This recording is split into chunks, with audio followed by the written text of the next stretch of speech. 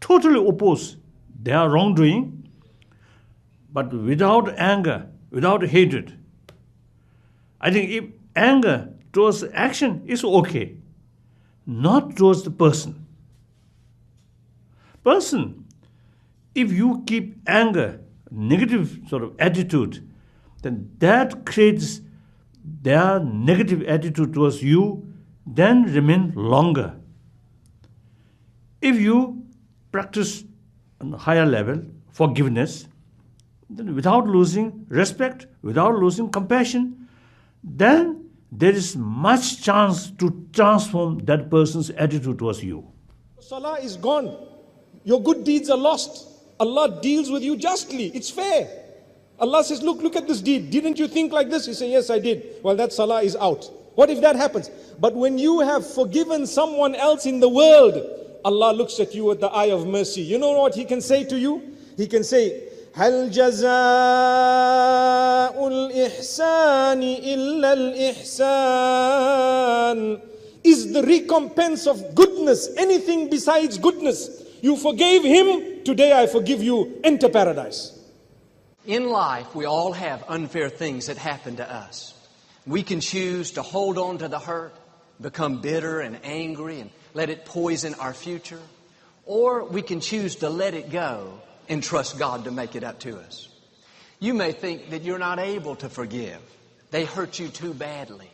Joel, you don't know how I was raised. My ex-spouse caused me a lot of pain. This friend betrayed me. I just can't let it go. No, you're not forgiving for their sake. You're forgiving for your own sake. When you forgive, you are taking away their power to hurt you. The mistake we make so often is we hold on to it. We go around bitter and angry. All we're doing is allowing them to continue to hurt us. That other person is out enjoying life, having a good time. We're not hurting them by staying angry. We're just poisoning our own life. I know people, they're still mad at someone that's dead and gone.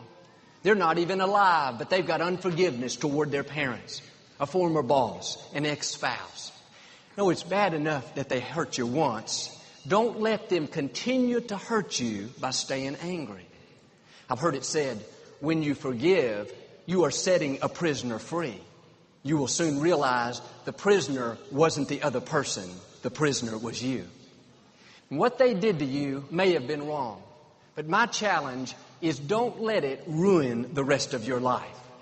They may have betrayed you, lied about you, mistreated you, but what they did is not worth you missing your destiny. Well, the problem with healing things, trying to heal things from the past, and a lot of people are going at it in different ways, is the only problem with it is that it never works. And the reason that it never works is because you have to look at the problem, and when you look at the problem, you activate it, and then the active problem just shows itself to you again now.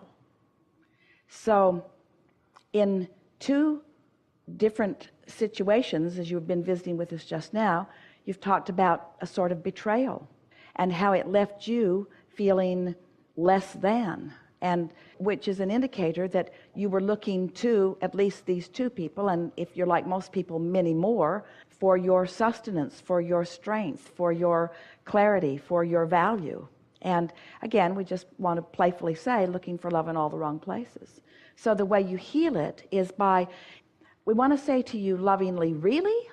You just had an experience where someone betrayed you, and we wanted to say to you, as you were talking about how out of that came your realization of who you really are, and in the process of that, you actually came to a better place than you've ever been, so much so that you're saying, now, everything that I've been hearing from Abraham now makes sense to me. And we almost jumped in right there and said, and don't you feel just enormous appreciation for that betrayal, which was the catalyst that led you to all of that?